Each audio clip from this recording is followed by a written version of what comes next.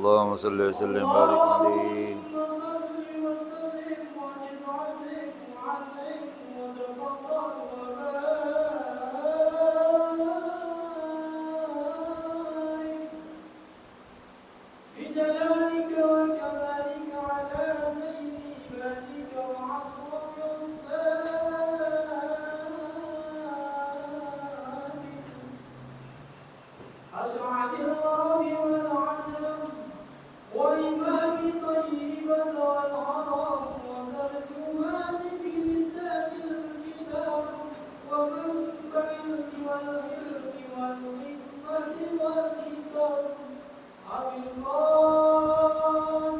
اللهم صل وسلم وبارك عليه.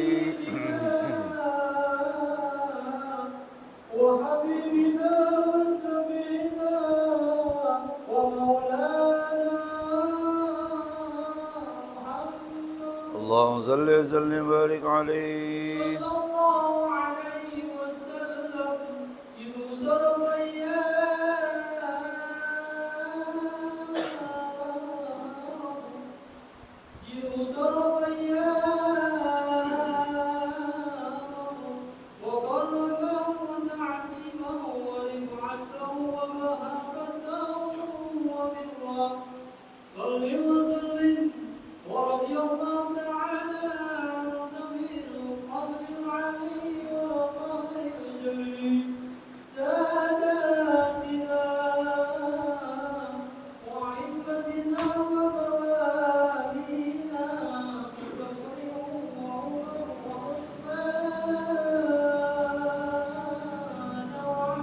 رضي الله عنه.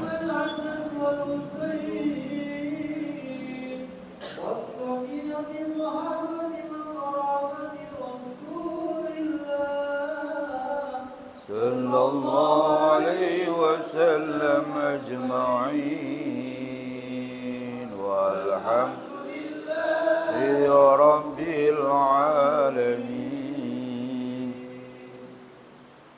البدء إلى رد النبي محمد مصطفى رسول الله صلى الله عليه وسلم، ثم إلى أرواح جميع الأنبياء والمرسلين والصحابة والتابعين، ثم إلى أرواح والدينا وأمهاتنا جميع المسلمين والمسلمات والمؤمنين والمؤمنات، خصوصا إلى روح المرحوم قبل شافي محمد شافي هذا محمد مرشدي الشيخ الإسلام أبي زكريا الأنصاري سيد عبد الله بن علوي الحداد، وإلى رضي النبي. الفاتحة. أعوذ بالله من الشيطان الرجيم. بسم الله الرحمن الرحيم. الحمد لله رب العالمين الرحمن الرحيم مالك يوم الدين. إياك نعبد وإياك نستعين. اهدنا الصراط المستقيم صراط الذين أنعمت عليهم غير المغضوب عليهم ولا الضالين. رب اغفر لنا ولوالدينا آمين. بسم الله الرحمن الرحيم. الحمد لله رب العالمين، والصلاة والسلام على أشرف الأنبياء والمرسلين سيدنا محمد وعلى آله وصحبه أجمعين. أما بعد، وقال المصنف رحمه الله أدام النفع به وبكم في الدارين آمين. قال: اللهم ألهمنا علما نفقه به أوامرك ونواهيك، وارزقنا فهما نعلم به كيف نناجيك يا أرحم الراحمين. اللهم ارزقنا فهم النبيين وحفظ المرسلين وإلهام الملائكة المقربين برحمتك يا أرحم الراحمين. اللهم أكرمنا بنور الفهم وأخرجنا من ظلمات الوهم، وافتح لنا أبواب رحمتك، وانشر علينا حكمتك يا أرحم الراحمين. آمين يا رب العالمين. Para jamaah sekalian yang saya hormati, mari kita lanjutkan kajian kita, masih membicarakan hal-hal yang berkaitan dengan ibadah haji atau ibadah umrah. Sekarang kita sampai kepada babu ifsadin nusuki. Ini bab membicarakan masalah merusak ibadah haji atau ibadah umroh. Ifsad, merusak. Bukan fasad, kalau fasad rusak. Ini ifsad, merusak. Jadi ada upaya, ada usaha si jamaat tadi membuat rusak haji atau umrohnya. Ini kalimat rusak sama batal. Kalau dalam hal sholat sama. Kalau dikatakan sholatnya rusak, ya sama, sholatnya batal. Tapi kalau dalam haji, rusak sama batal beda. Kalau dikatakan hajinya rusak, maka itu haji bisa disempurnakan dengan cara membayar dam. Seperti katakanlah dia lagi ihram haji, dia potong kuku, dia menggugurkan rambut, dia hubungan suami istri, hubungan badan. Itu hajinya rusak. Dan hajinya itu bisa, kerusakannya tadi bisa diperbaiki dengan cara bayar dam. Tapi kalau dikatakan hajinya batal, ya itu nggak ada ampun. Berarti apa? Berarti orang itu dia tahun depan harus balik lagi. Seperti lagi ihram haji dia murtad.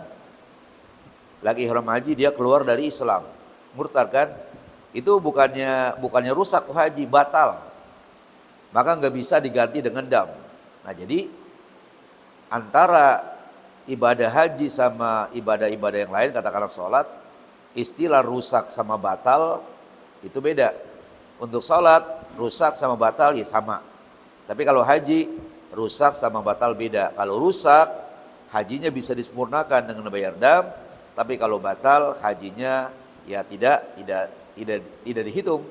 Maka dia harus kodoin hajinya itu. Seperti dia murtad, ya, keluar dari Islam. Itu supaya maksudnya kita ngerti. Jadi dalam ibadah haji ini memang ada sedikit perbedaan dengan ibadah lain. Seperti rukun sama wajib haji itu beda. Tapi dalam sholat rukun sama wajib ya dia juga.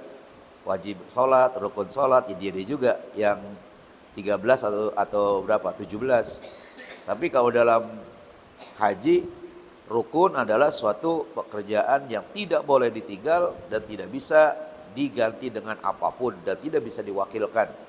Tapi kalau wajib haji, kalau tinggalkan bisa dibayar dengan dam dan bisa diwakilkan seperti ngelontar, menginap, ya itu di Mina, ya kan? Itu namanya wajib haji.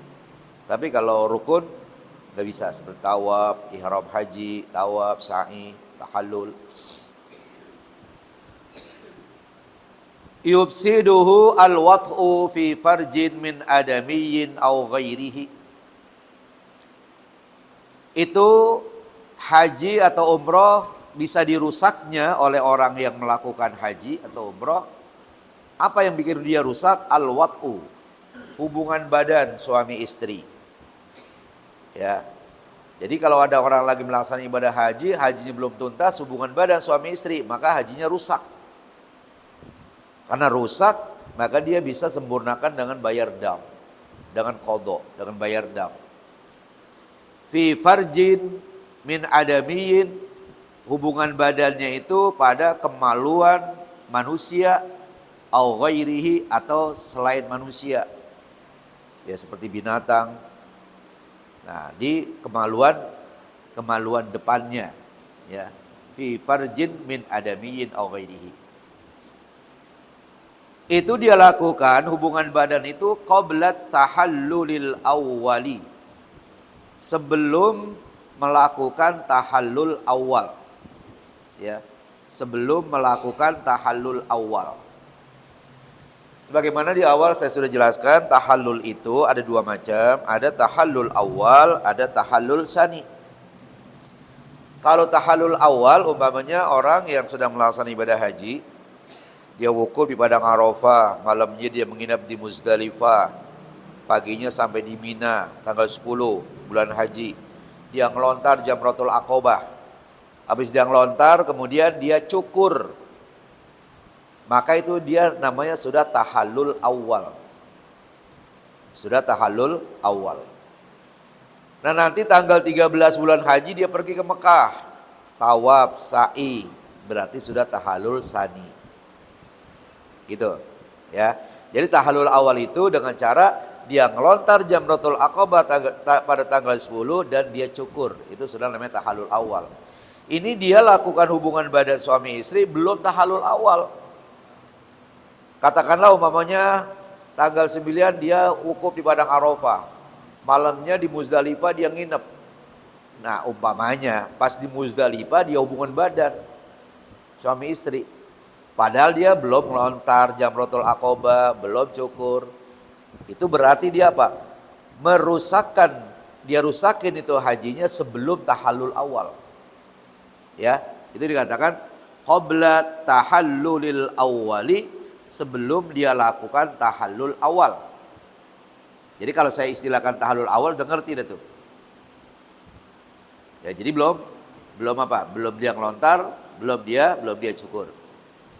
In kana al-wati'u muta'ammidan aliman bit tahrimi mukhtaran. Jika si orang yang melakukan hubungan badan itu muta'ammidan, dengan cara sengaja, dalam keadaan sengaja, ya, bukan lupa. Muta'ammidan sengaja, aliman bit tahrim, tahu bahwa itu hukumnya haram. Lain sekali umpamanya ada jamaah haji yang dari rumah kagak belajar manasik, nggak tahu larangan-larangan haji, di sono dia hubungan badan sebelum tahallul awal. Itu namanya nggak termasuk di sini nih. Nanti tentunya hukumannya beda. Ini dia aliman bit tahrimi, tahu ya, hal keadaan tahu dengan keharaman hubungan badan ketika sebelum tahallul awal. Mukhtaron, dengan pilihan sendiri, bukan dipaksa. Memang dia mau sendiri. Nah, itu jadi pelakunya semacam itu tuh, diberikan penjelasan. Si pelaku apa? Hubungan badan sebelum tahallul awal. Lin nahyi anhu biqaulihi ta'ala, lantaran ada larangan untuk melakukan itu dengan firman-Nya Allah Subhanahu wa taala, fala rafasa. Ya, dalam Al-Qur'an surat Al-Baqarah 197, al-hajju ashhurum ma'lumat faman farada fihinnal hajja fala rafatha wala fusuqa wala jidala fil haji. Kata Allah begitu. Al-hajju ashhurum ma'lumat. Ibadah haji itu pada bulan-bulan tertentu, Syawal, Zulqa'dah, Zulhijjah, 3 bulan tuh. Ya, untuk niat ibadah haji 3 bulan itu boleh. Itu dikatakan ashhurum ma'lumat. Faman farada fihinnal hajja, siapa-siapa yang sudah menjatuhkan niatnya untuk melaksanakan haji pada bulan itu, bulan-bulan 3 tadi, maka fala rafasa, enggak boleh hubungan badan suami istri. Ya, hubungan badan bukannya nyolek doang. Ini nyolek yang arti dalam banget. Ya, bersentuhan yang artinya sentuhan yang dalam banget. Ya, udah ngerti dah kalau dikatakan hubungan badan. Ntar saya bilang hubungan badan, masa nyolek bini 2 kagak boleh? Bukan nyolek ituan, nyolek yang lebih dalam lagi dari itu. Ya. Nah. Wala fusuqa, jangan berbuat dosa besar, wala jidala fil haji, dan jangan bertengkar waktu melaksanakan ibadah haji. Ini artinya biqauli ta'ala fala rafatha, maka ya tidak boleh hubungan badan. Warrafathu al-wat'u kama marra. Rafas di sini diartikan al-wat'u, hubungan badan suami istri, kama marra, sebagaimana penjelasannya sudah lewat. Wal aslu fin nahyi al-fasadu. Ya. Dan asal pada larangan itu fala, itu kan larangan. Maka janganlah. Itu larangan itu pada asalnya adalah al-fasad, rusak. Jadi kalau dia lakukan hubungan badan maka hajinya rusak.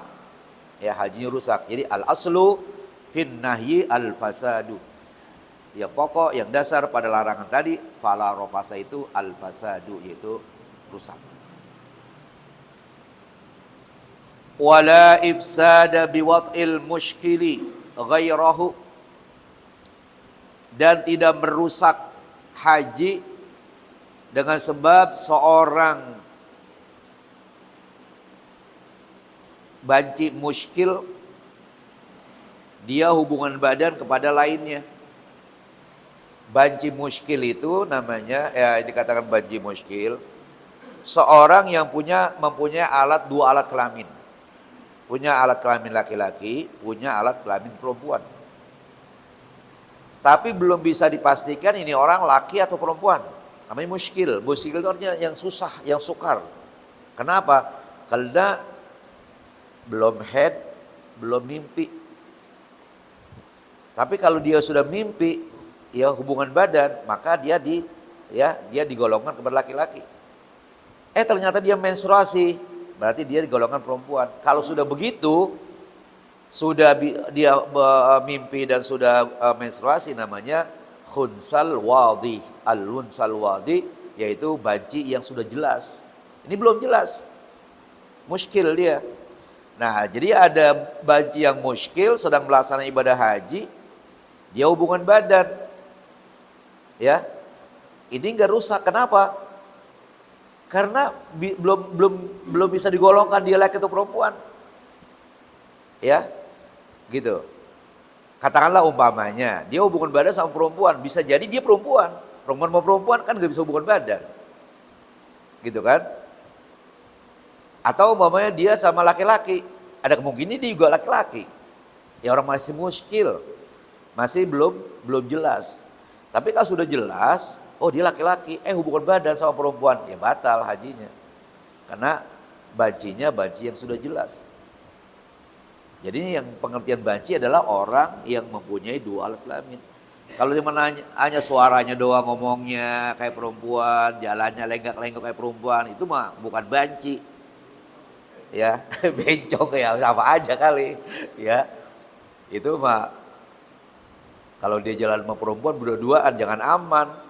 Ya di depan kita mah kayak agak ngemor perempuan, tempat sepi, ditembak tuh perempuan, dor. Ya, dia kan punya pistol, ya, ditembak. Nah, jadi jangan aman. Gue sih aman, anak gue jalan sama dia, anak gue perempuan jalan sama dia aman. Kenapa? Dia kan banci, kagak punya nafsu perempuan. Yang namanya banci itu adalah banci orang yang punya dua alat kelamin. Belum bisa dipastikan. Tapi kalau memang dia kumisan, jenggotan, ya gitu.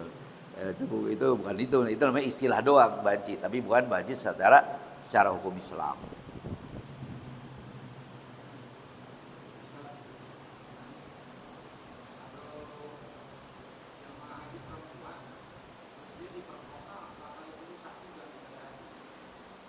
Ya, jadi kalau dia diperkosa, ya, itu kan namanya bukannya tadi kedekatan mukhtaron.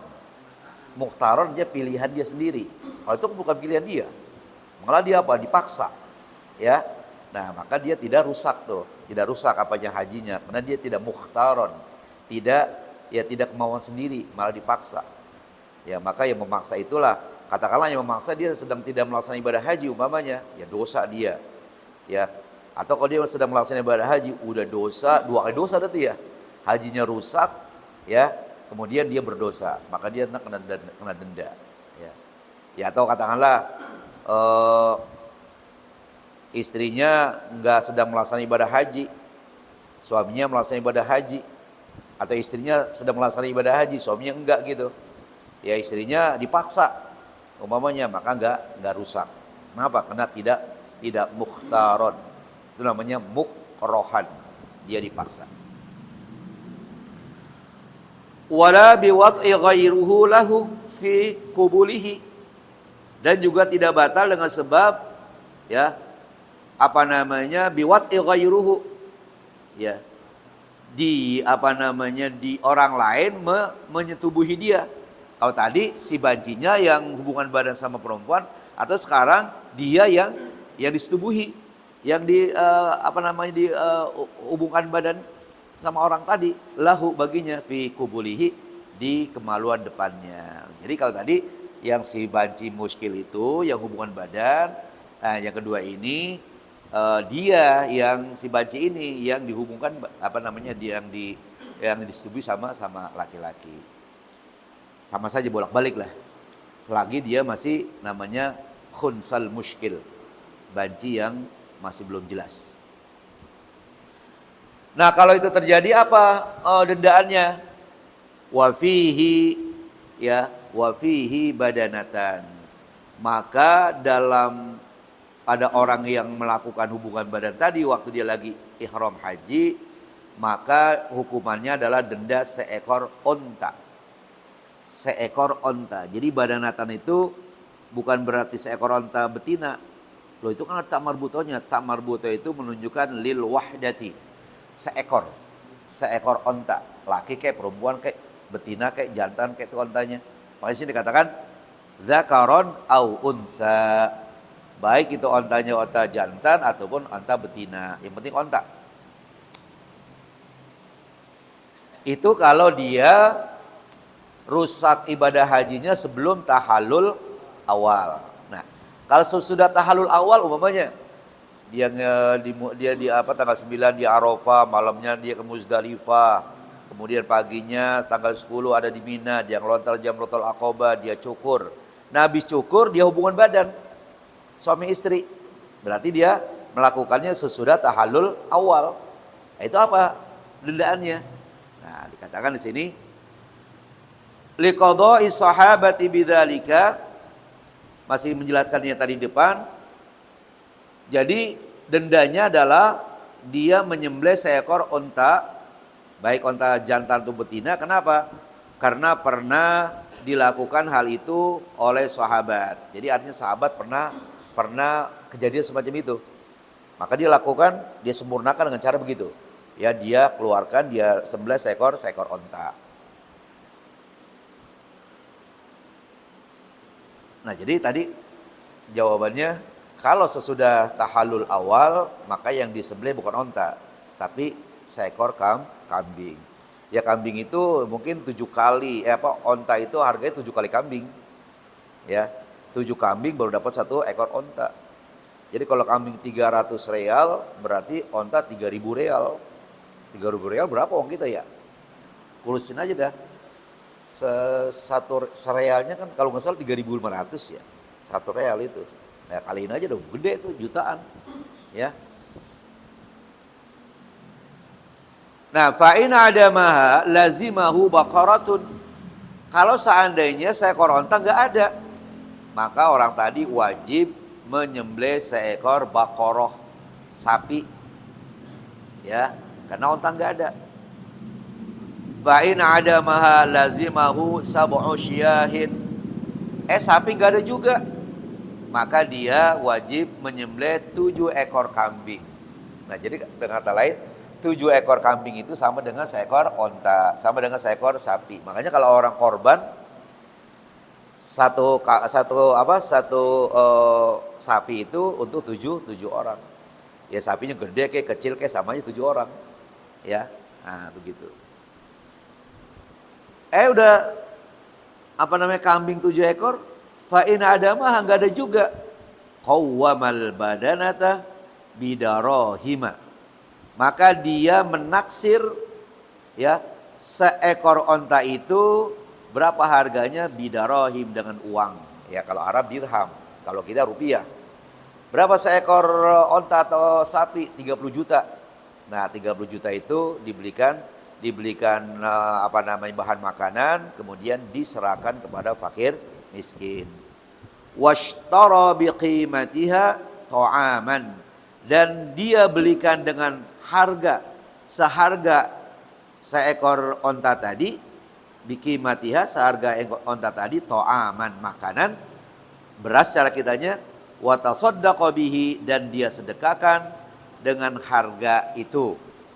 Katakanlah 30 juta itu berapa karung? Tanya Haji Walto aja berapa karung itu. Lebih kalau 10 karung, ya.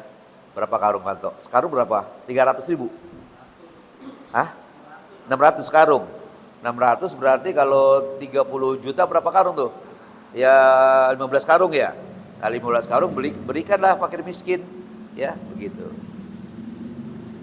Wa tasaddaqa bihi, dan dia sedekahkan dengan harga tadi. Enggak, udah harganya fa in ajaza, enggak mampu juga, soma an kulli muddin yauman. Dia puasa setiap 1 mud 1 hari. Oh, banyak banget puasanya.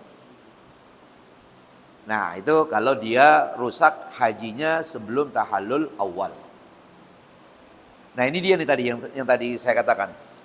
Fa in wati'a bainat tahallulaini. Kalau ada orang yang sedang melaksanakan ibadah haji, mengadakan hubungan badan suami istri bainat tahallulain, di antara dua tahallul. Di antara dua tahallul, antara tahallul awal dengan tahallul tsani. Ya, habis tahallul awal, sebelum tahallul tsani dia lakukan hubungan badan. Itu dikatakan bainat tahallulain. Au ba'dal ibsadi, atau sesudah dia melakukan kerusakan.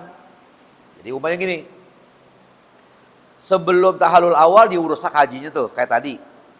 Ya, dia rusak hajinya.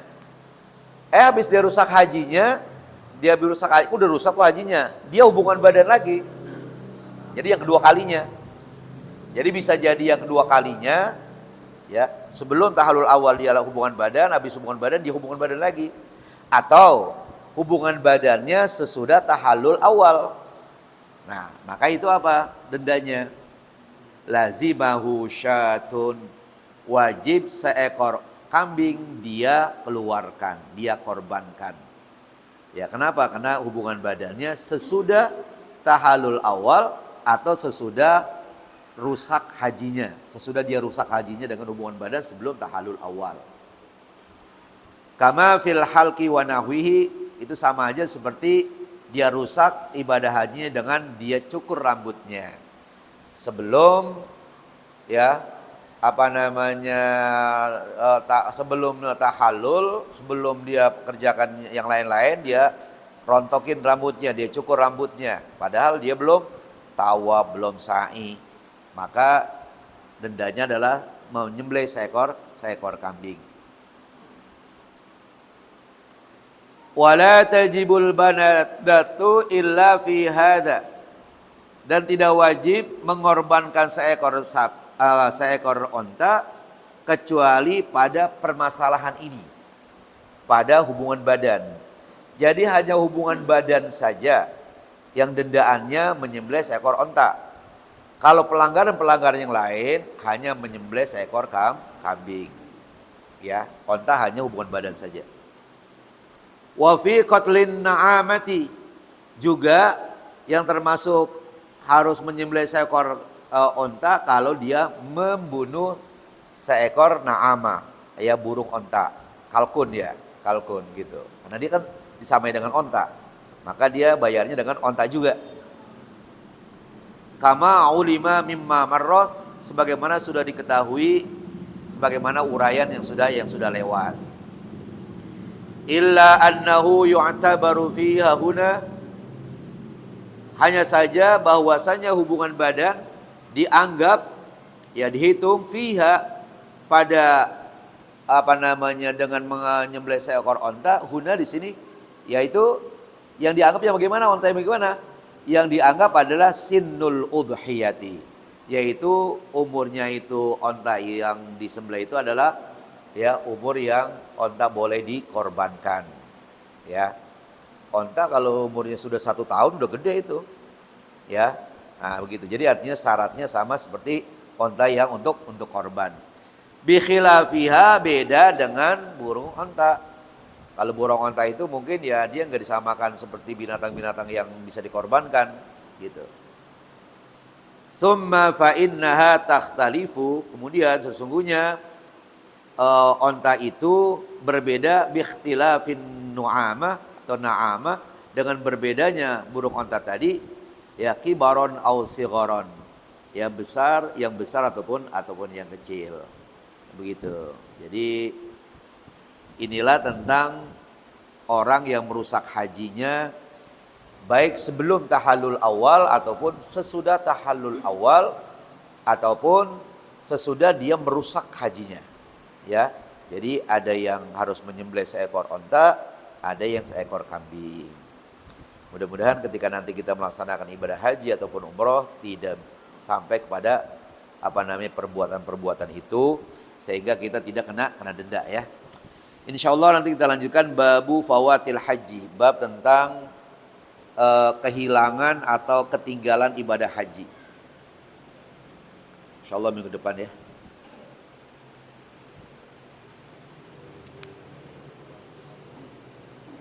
Baik para jamaah, masih ada waktu berapa menit? 15 menit ya. Kita gunakan untuk baca kitab yang kedua.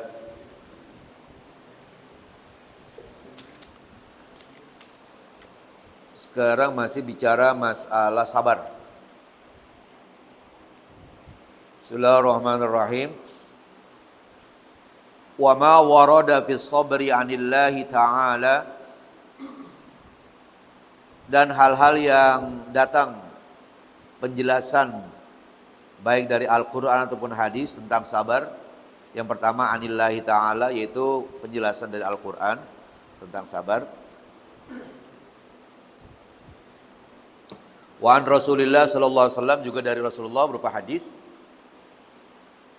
ya, yaitu minal amri wat targhibi, baik berupa perintah ataupun anjuran, ya perintah untuk sabar, anjuran untuk sabar, katsirun muntashirun, banyak dan berserakan. Ya artinya berserakan ya banyak. Ya, banyak sekali itu hadis ataupun ayat yang berbicara masalah sabar.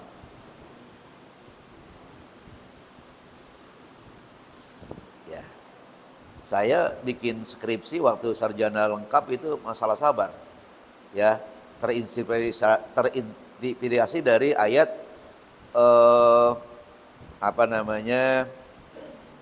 bisabri wassalah wa innaha lakabiratun illa al washin.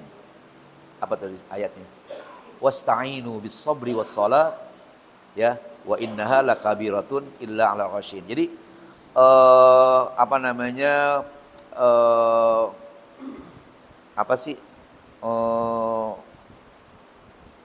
kandungan dari sholat dan sabar terhadap pendidikan Islam, kalau nggak salah begitu. Jadi itu ayatnya adalah terinspirasi dari ayat wasta'inu bis-sabri was-sholat. Tahu nggak tuh? Dapat itu judul lagi baca majalah Anda itu ya khusus bicara masalah pendidikan. Ketika dari Blok M mau ke Ciputat, ya naik bus tuh sambil duduk baca itu ada, ya ini kayak bagus nih jadi judul. Ternyata saya ajukan judul itu, ya ada termasuk garis besarnya isinya, ternyata diterima. Ya diterima, itu yang saya kembangkan. Jadi masalah sabar dan sholat, ya, dan butir-butir pendidikan yang terdapat di dalam sholat dan sabar itu. Wasta'inu bis-sabri was-shalah wa innaha lakabiratun illa 'alal khashi'in. Qala Allah Ta'ala, Allah Subhanahu wa taala berfirman dalam Al-Qur'an, ya ayyuhalladzina amanu ista'inu bis-sabri was-salati innallaha ma'as-sabirin. Wahai orang-orang yang beriman,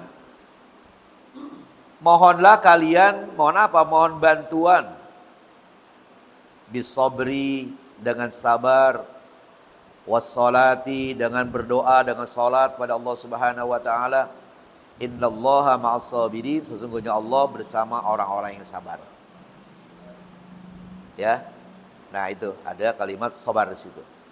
Wa qala ta'ala, juga Allah Subhanahu wa taala berfirman, wa basyiris sabirin, kasihlah kabar gembira buat orang-orang yang sabar, bahwa orang yang sabar akan mendapatkan pahala dari Allah.